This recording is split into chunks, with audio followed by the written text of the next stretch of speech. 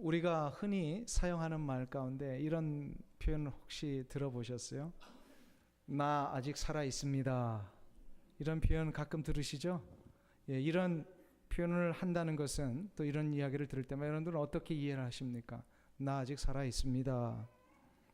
이거는 내가 아직 숨 쉬는 능력이 있습니다, 이런 뜻일까요? 그런 건 아니죠.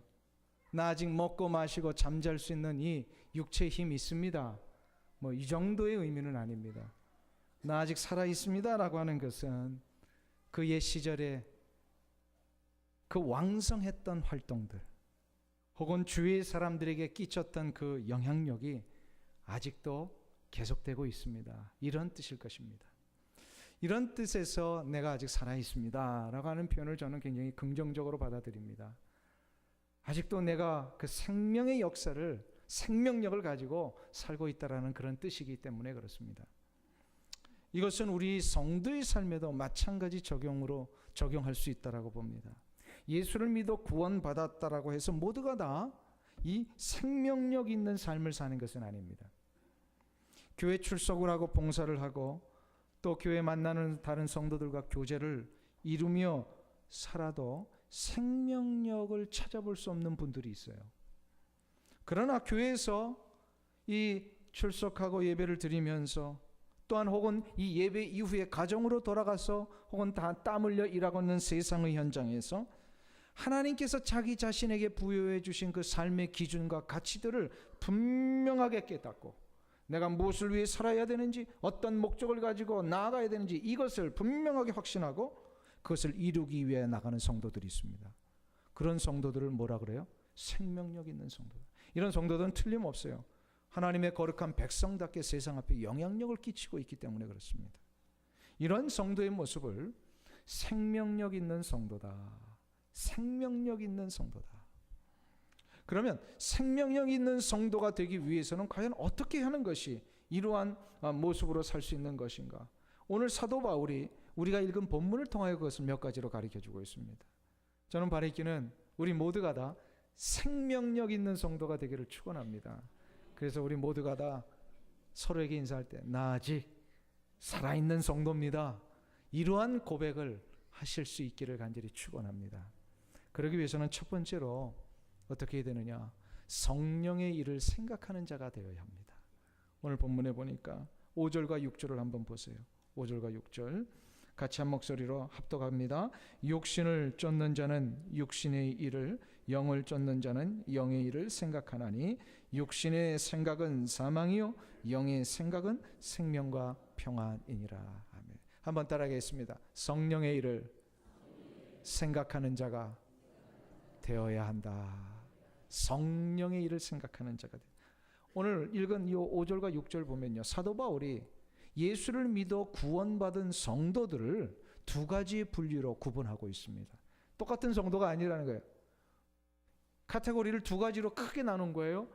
첫 번째로 어떤 부류의 성도가 있냐면 육신을 따르는 성도가 있고, 오늘 본문에 보니까 영을 따르는 성도가 있다. 여기서 영이라고 하는 것은 문맥상 성령 하나님을 뜻합니다.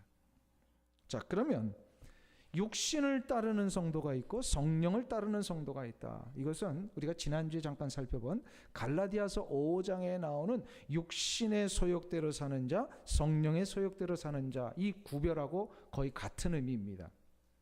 육신의 소욕대로 사는 자, 육신의 그 생각대로 사는 자, 이런 사람들을, 혹은 성령을 따라 사는 사람들의 이 아주 근본적인 차이가 하나 있습니다.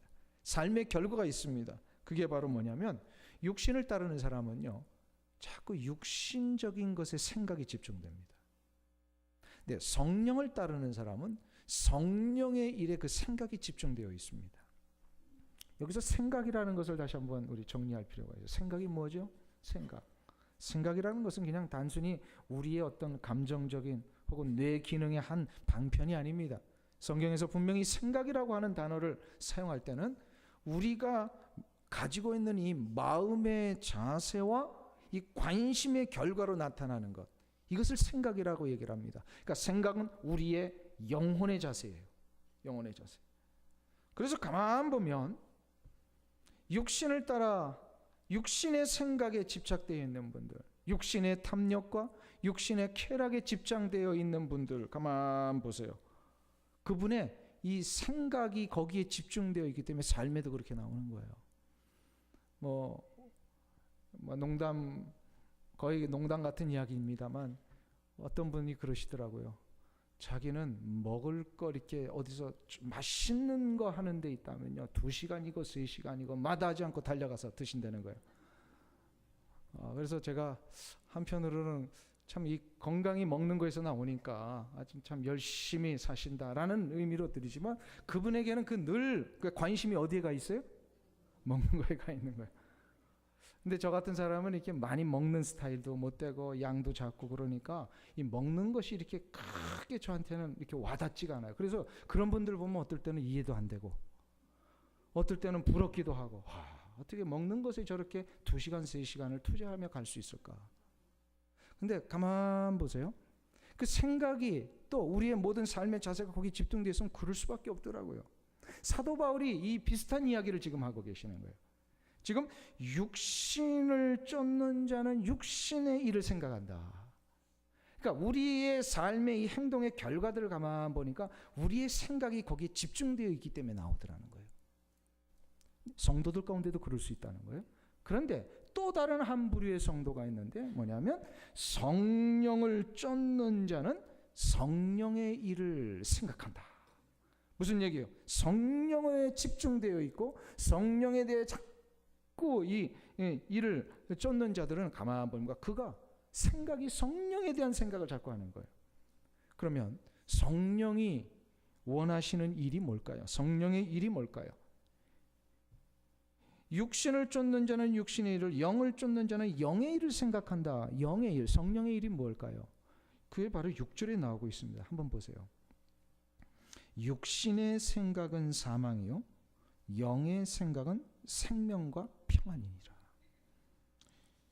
영의 생각은, 성령의 생각은 생명과 평안이니라. 이거는 다른 말로 하면은 결과적인 이야기이기도 하지만 과정에 대한 이야기이기도 합니다. 즉 성령의 일을 생각하면 생명과 평안이 일어난다는 것이기도 하고요, 성령의 일을 생각하면 바로 이것은 생명과 평안의 일을 생각하는 것이다라고도 할 수 있습니다. 그러니까 다시 말해서 성령이 원하시는 일이 뭐라는 거예요? 생명을 이루는 일, 평안을 이루는 일이라는 거예요. 그러니까 성령의 일에 우리도 생각을 하면 어떻게 한다는 거예요? 생명을 이루는 일, 평안을 이루는 일에 우리가 집중할 수밖에 없더라는 거죠. 이게 바로 성령을 쫓아 생각하는 거예요. 자, 그러면 이런 거죠. 오늘 주보에도 나왔습니다. 다음 달에 이제 우리 멕시코 선교가 초에 있습니다. 또 월 말에, 3월 말에 인도 비전 트립이 있고요, 또 인도네시아 비전 트립이 있습니다. 자, 이런 광고들이 이제 연초부터 계속 나왔어요. 어나운서 되고 할 때마다 여러분들은 이 광고를 들 때 어떤 느낌이 드십니까? 이거 가긴 가야 될 터인데 지금 이런 산적한 문제 때문에 가야 되나 말아야 되나, 갈까 말까, 요 질문이 나올 때마다 제가 늘 여러분들에게 부탁드리는 게 있죠. 뭐로 결정하면 틀림없다? 한번 따라했습니다. 갈까 말까 결정할 때 따라하세요. 늘 이런 그 갈등이 일어날 때만 갈까 말까 결정인데, 갈까로 결정하면 틀림없다는 거예요. 왜 그럴까요? 성령이 원하시는 게 뭘까요? 갈까의 결정일까요? 말까의 결정일까요? 진짜예요? 확실하죠? 그러면 성령이 원하시는 대로 가야 되잖아요. 왜 갈까를 성령이 원하실까요? 성령의 생각은, 성령의 일은 뭐라고요? 무엇과 무엇이라? 생명과 평안이라. 이거를 우리가 좀 생각해 봐요. 제가 뭐 그동안은 이 이유에 대해서는 설명을 안 드렸었어요. 갈까 말까, 무조건 갈까로 가십시오, 완전히 그냥 일방적으로만 얘기를 했는데, 오늘은 그 설명을 드리려고 그래요. 왜 갈까가 맞는 선택이냐? 성령님이 원하신다는 거예요. 왜 성령님이 이 가는 걸 원하실까요? 한번 보세요. 우리가 짧은 뭐 한 주, 2주간의 선교지 방문이지만 그 현장에 갔을 때 우리가 어떻게 가는 거예요? 그래도 우리가 봉사하고 섬기며 이 모든 것에 내 마음속에 있는 동기는 뭐예요? 예수 그리스도의 사랑을 전하는 겁니다. 그죠? 예수 그리스도의 사랑을 전한다라고 하는 것은 예수님을 전하는 것이요. 예수님을 전한다는 것은 그 현장에 무엇을 심는 거예요? 예수님 이꼴 뭐예요? 예수님은 생명이십니다. 그렇죠? 그러니까 예수님을 전하고 예수님이 보여주신 그 사랑을 내 물질의 희생, 시간의 희생, 봉사와 섬김을 통하여 그곳에 예수님을 심는 것이요, 예수님의 생명을 심는 것입니다. 그러면 예수님의 생명을 심었을 때에 이제 거기까지 우리가 하잖아요. 그리고 돌아와요. 그러면 누구가 역사하세요? 이 일을 성령이 역사하신단 말이에요. 성령이 역사하셔서 심겨진 이 생명의 씨앗을 어떤 한 심령 속에 자라게 하십니다. 이 심령 속에 자라는 이 생명의 씨앗이 자랄 때 그 심령은요, 이 놀라운 생명의 능력 때문에 예수 그리스도를 자신의 구원자로 고백하며 예수님을 맞이합니다. 이렇게 되면 그 인생 어떻게 되는 거예요? 구원받은 자가 되고요. 구원받은 자가 되면 어떻게 됩니까? 그 인생의 가치와 기준이 완전히 달라집니다. 그 이전까지는요, 생명이 없었기 때문에 뭐예요? 절망과 어둠이었다면, 절망과 어둠이었다면, 사망의 이 음침한 영향력 하에 절망과 고통과 시리와 낙심 가운데 살았다면, 이 생명이 싹 트서 예수 그리스도를 받아들이는 순간부터 어떻게 되죠? 그가 소망으로 바뀌어요. 기쁨으로 바뀌어요. 평안이 시작이 되는 거예요.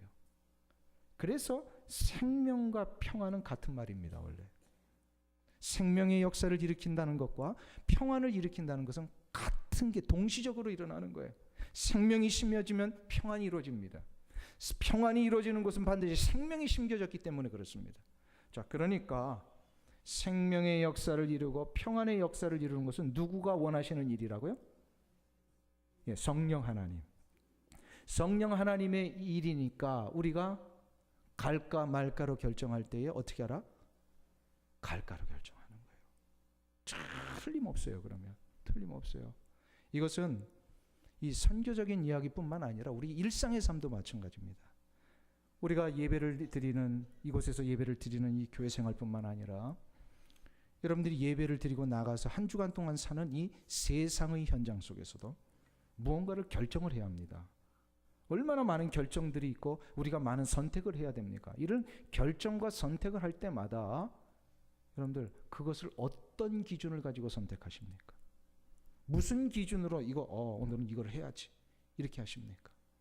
어떤 선택을 해야 성령의 인도하심을 받을까요? 성령이 원하시는 선택이에요. 그게 바로 뭐라고요? 무엇과 무엇이다? 생명과 평안이다. 그러니까 어떤 선택을 할 때 이 선택함으로 생명의 역사가 일어나느냐, 이걸 선택함으로 평안이 일어나느냐, 이것을 늘 염두에 두고 해야 돼요. 이거를 염두에 두고 이 생각의 기준을 우리가 자꾸 놓치면 잘못된 선택을 합니다. 그 반대되는 것을 그래서 우리가 분별할 줄 알아야 돼요. 그 반대되는 게 뭐예요? 육신을 따라 선택하는 거예요. 육신을 따라 선택하는 것은 결국 어렵게 만듭니다. 과연 내 안에 나오는, 내 안에 꿈틀거리고 있는 나의 탐욕과 이기심에서 나오는 선택을 한 거냐, 아니면 이 선택 때문에 생명을 일으키고 평안을 일으킬 수 있는 선택이 되느냐. 이럴 때에 육신의 소욕대로 선택하면 어떻게 됩니까? 결국 아픔이 일어나요. 고통이 일어나요.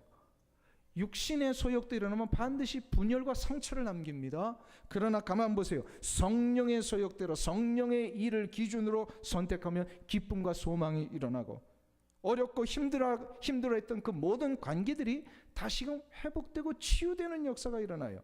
그러니까 성령의 기뻐하시는 그 일, 성령이 원하시는 일 뭐예요? 무엇과 무엇?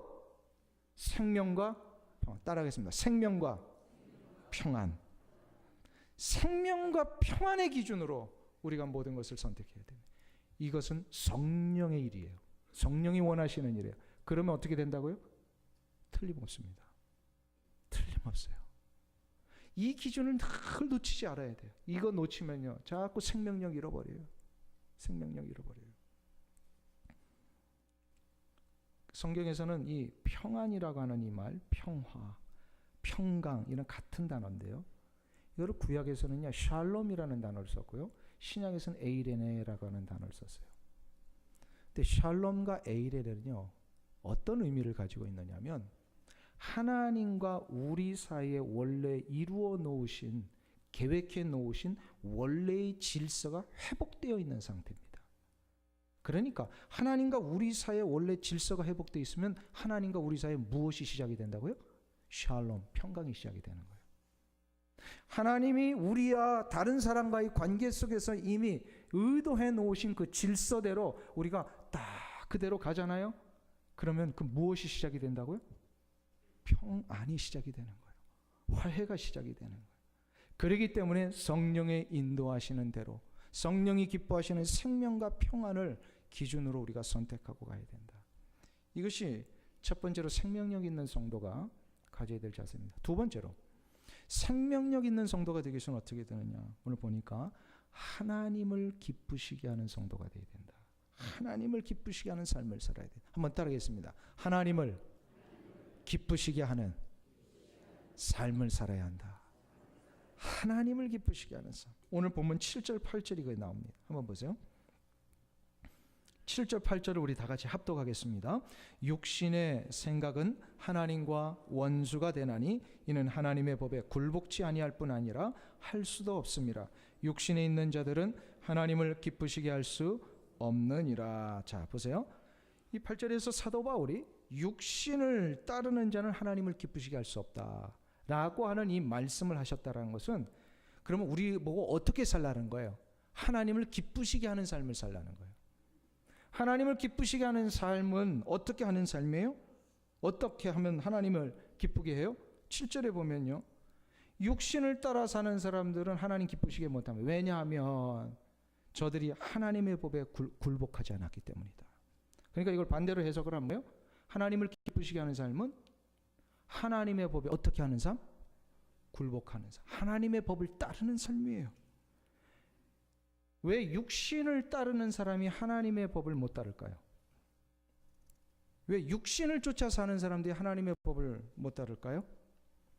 그는 자기 안에 자기의 법이 너무 가득 찼기 때문에 그렇습니다. 자기의 법이 너무 가득 차 있어요. 자기 내면 속에 자기의 기준과 자기의 이 모든 가치관과 자기의 법이 가득 차 있으니까 하나님의 법을 따를 수가 없는 거예요. 그래서 하나님의 법을 따르기 위해서는 자기의 법을 다 내려놔야 돼요. 포기해야 돼요. 이거를 신앙적으로 얘기하면은요, 자기 항복이다 혹은 내려놓습니다. 요즘 시대의 그 우리 출판 흐름 속에 이 내려놓음에 대한 책들이 나오면 막 히트를 치더라고요.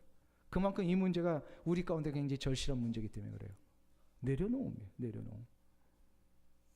자기의 모든 것을 내려놓는 것.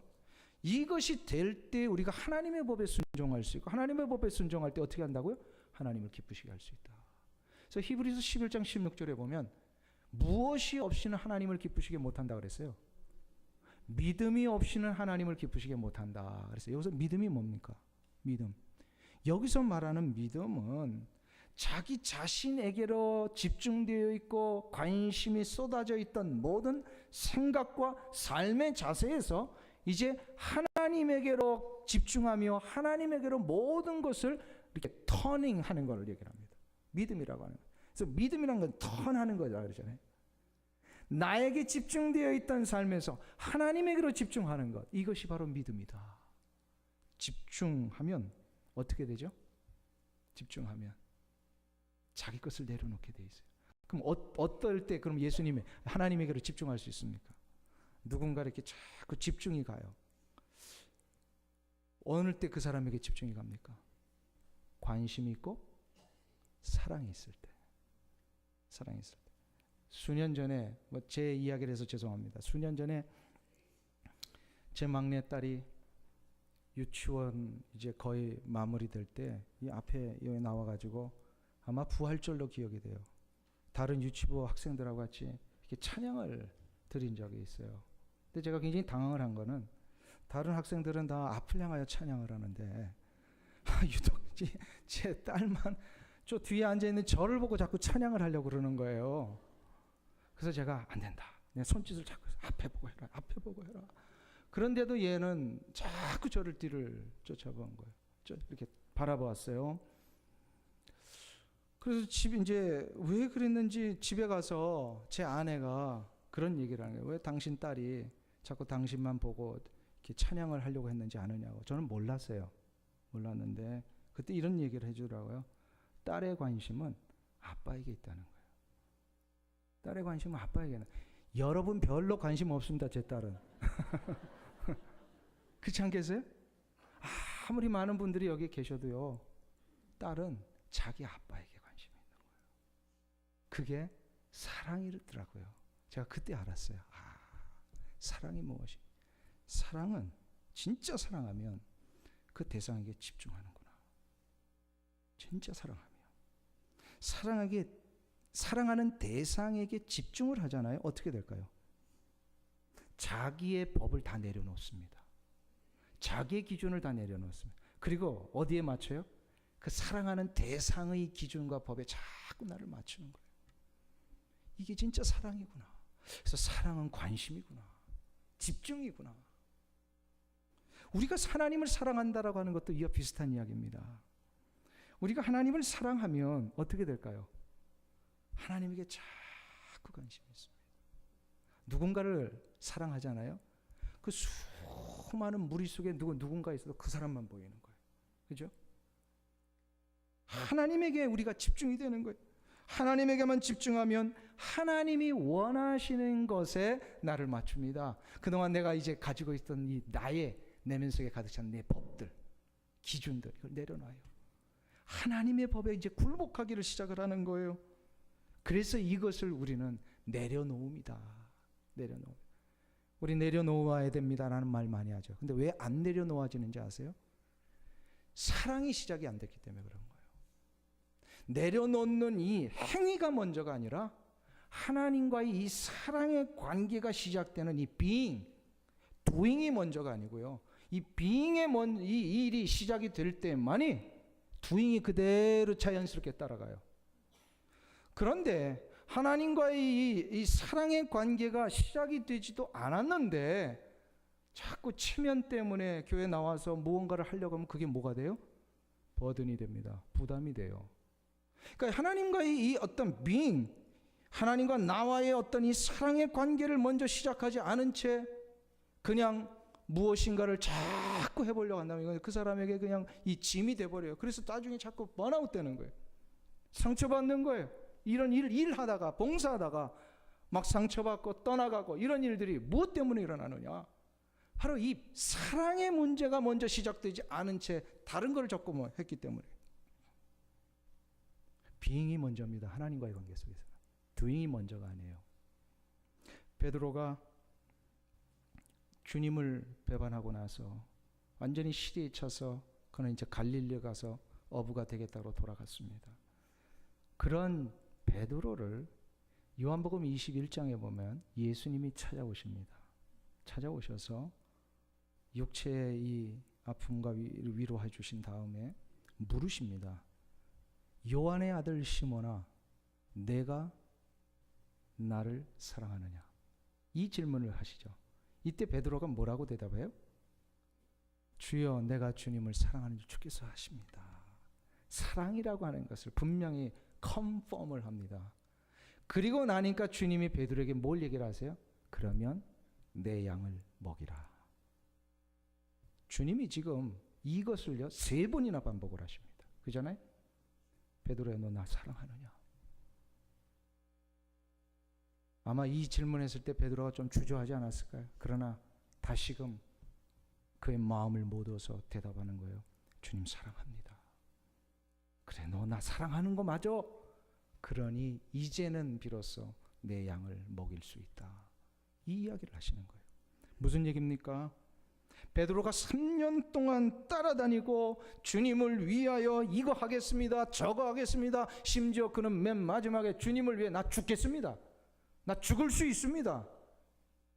자꾸 베드로는 주님 앞에 이 doing, 무엇인가를 할 수 있다라고 고백을 했어요. 그런데 그 결과가 뭐죠?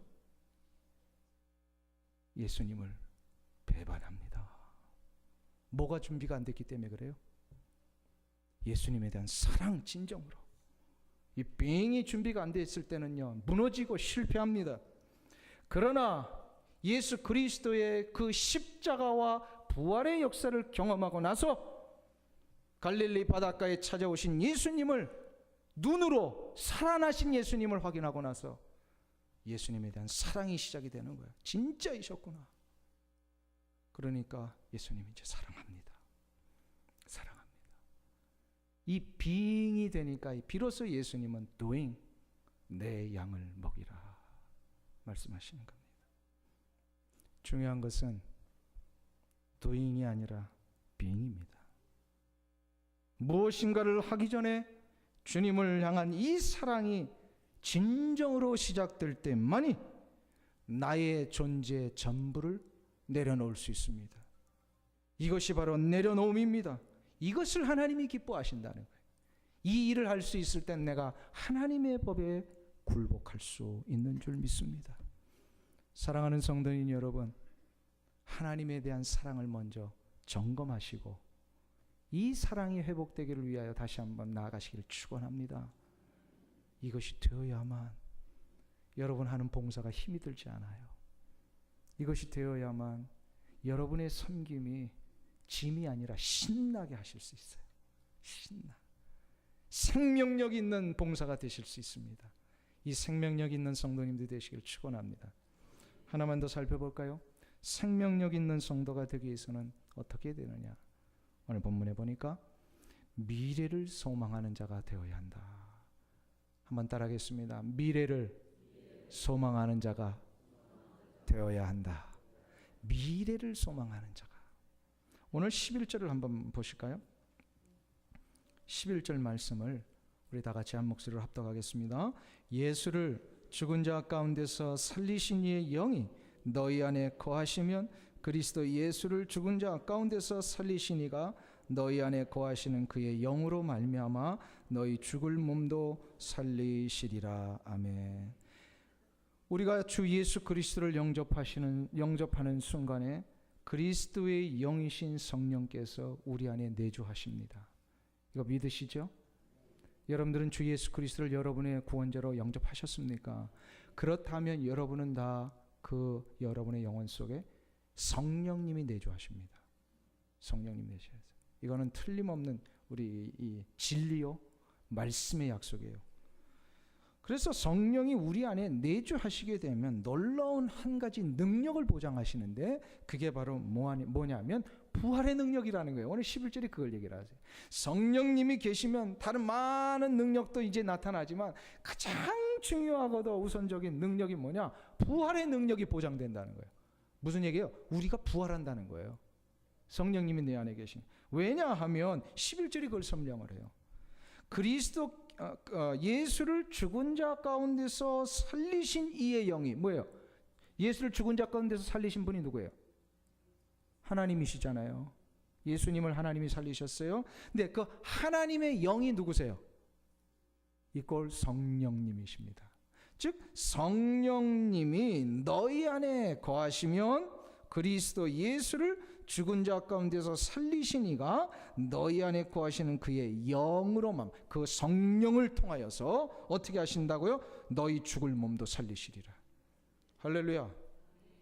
우리 안에 누가 계십니까?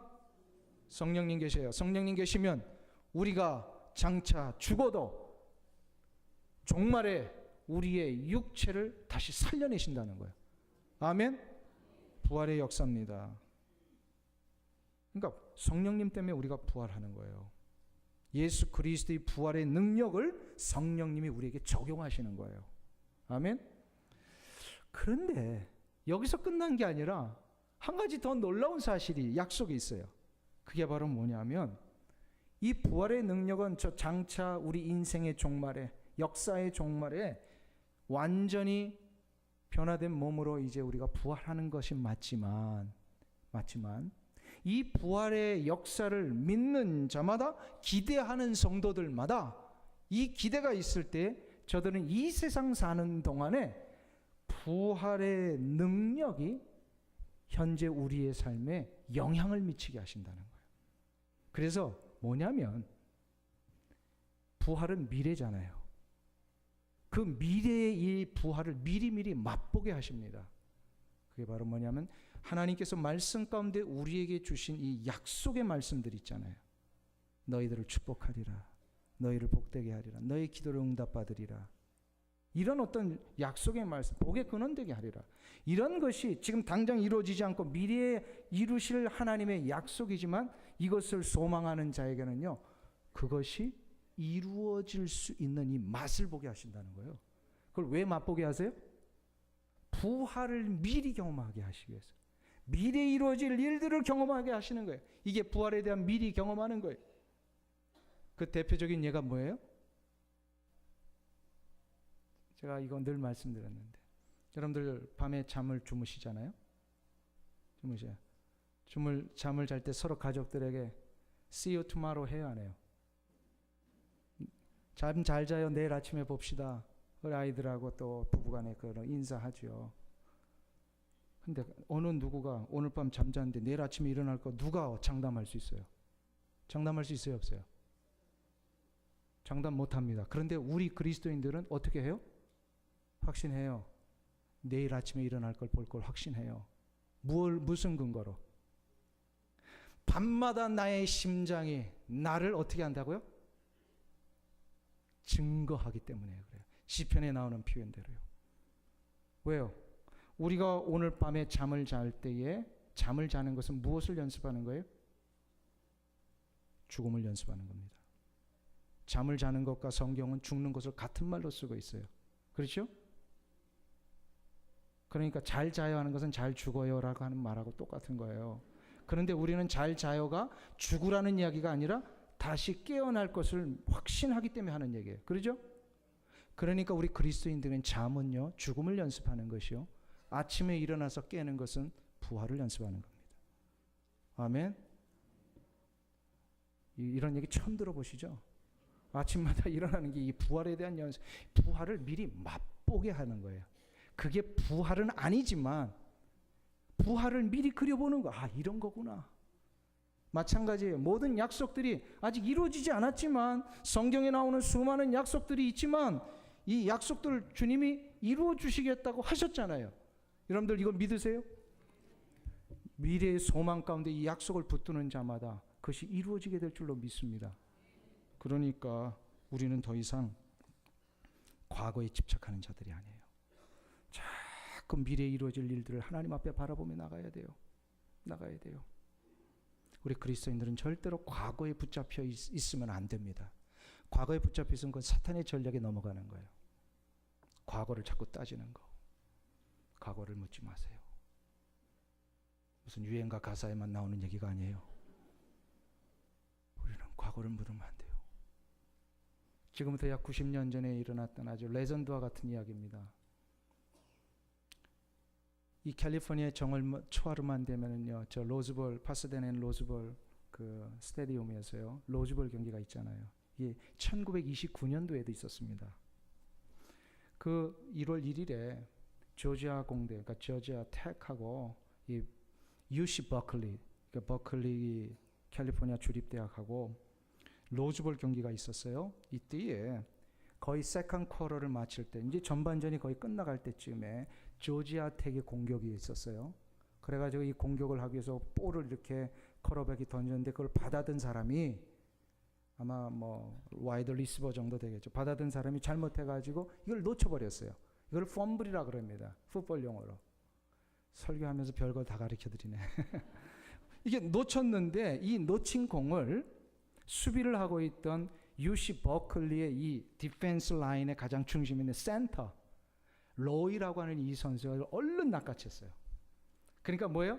이제 공격 기회가 주어진 거죠. 그래서 이제 역전할 수 있는 기회가 됐어요. 이거를 받아들고 이 로이라고 하는 선수가 너무 흥분해가지고 그러니까 이제 상대방 골문을 향하여 달려가야 되는데 착각을 해서 자기 골문을 향하여 달려가기로 시작해요.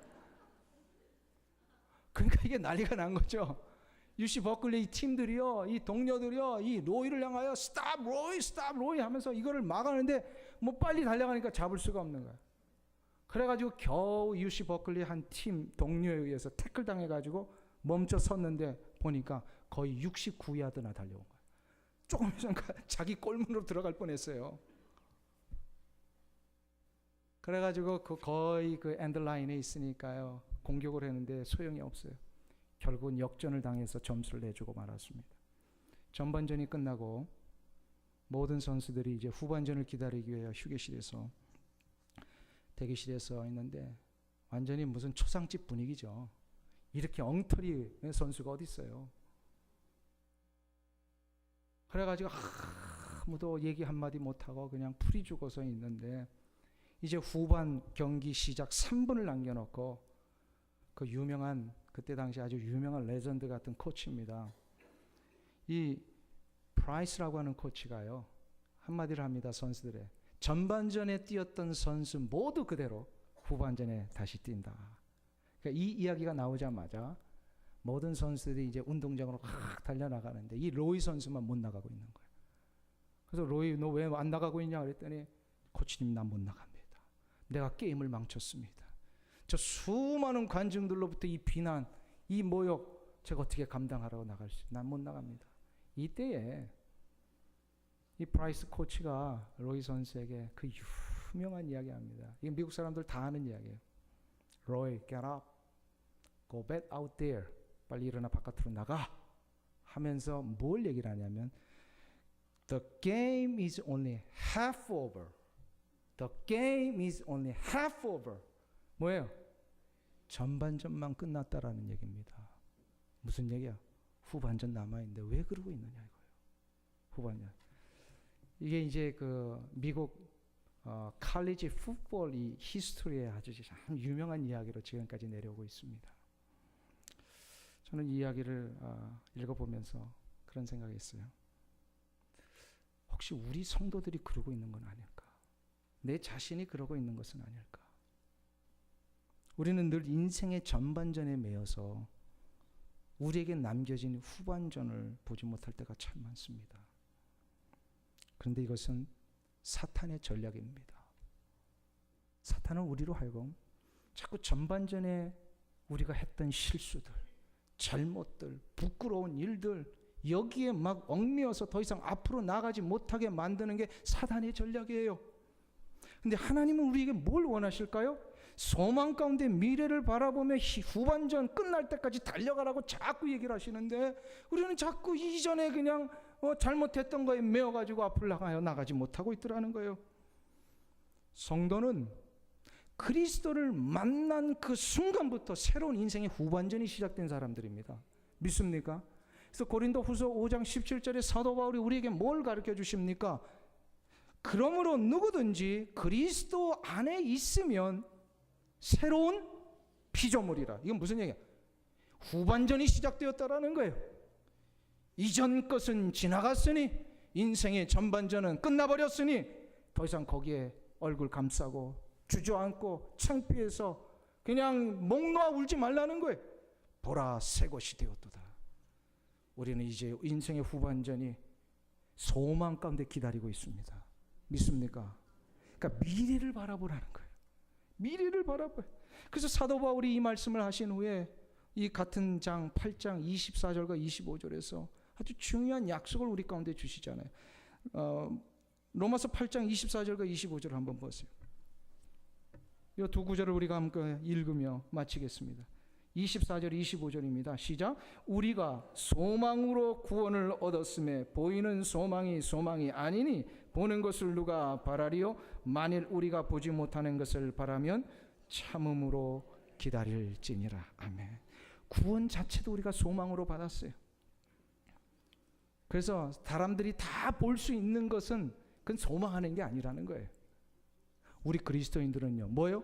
비록 보이지 않지만 하나님의 약속 가운데 우리에게 주신 이 미래에 대한 소망, 보이지 않는 것을 보는 것처럼 바라며 나갈 때에 이것이 바로 우리 가운데 부여해 주시는 부활의 능력을 얻는 자가 우리의 삶 가운데 이루는 그 새로운 미래의 소망입니다.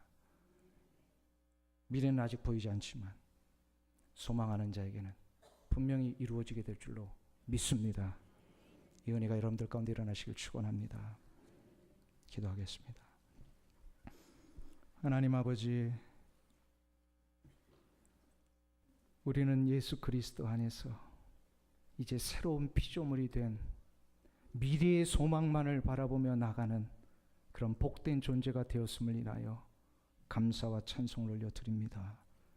그 이전에 인생의 전반전 속에서 이루었던 우리의 잘못과 허물과 부끄러운 일들과 어느 누구 앞에서도 말할 수 없는 나만의 은밀한 죄와 이 약한 모습들, 주 예수 그리스도의 보혈의 공로로 다 씻어주셨기에 이제는 우리가 새로운 피조물로서 인생의 후반전을 나갈 줄로 믿습니다. 주여, 우리가 늘 소망 가운데 하나님의 거룩하신 말씀의 약속을 바라보며 나가는 귀한 성도들 되게 하여 주시옵소서. 소망하는 자에게는 아직 보이지 아니하나 분명히 이루어 주실 줄 믿습니다. 이 은혜가 우리 가운데 넘쳐나게 하여 주시옵소서. 예수님의 이름으로 기도하옵나이다. 아멘.